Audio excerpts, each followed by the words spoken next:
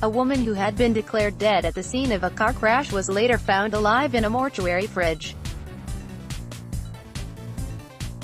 Paramedics in Gauteng Province, South Africa, recorded that the victim had died in the road accident that also killed 2 others on June 24 and that equipment had shown no form of life, according to Times Live.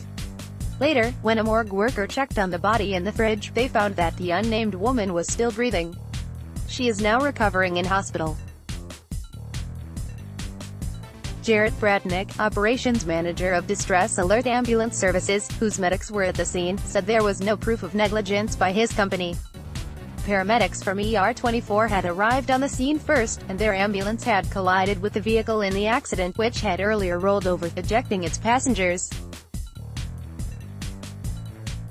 Bradnick, who arrived on the scene with the Distress Alert paramedics, told Times Live the paramedics from the ambulance which was involved in the accident found the bodies outside the vehicle.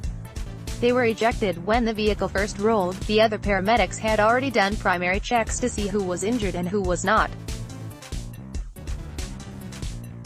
They had already covered the bodies of the dead. My team did the paperwork on 2 of the bodies. This lady had severe and multiple injuries.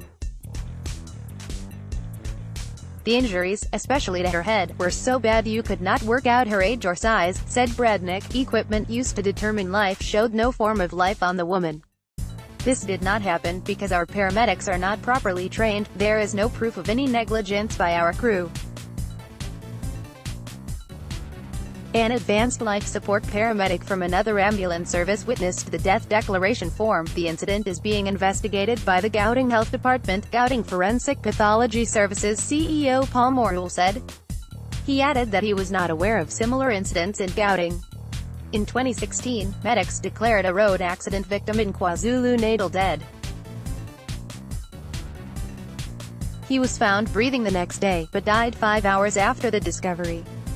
In January, a jail inmate was certified dead in Spain's Asturias region before regaining consciousness hours before an autopsy was due to be performed. Gonzalo Montoya Jimenez, 29, was believed to have died in his prison cell having suffered from catalepsy, a medical condition in which the patient has diminished responsiveness.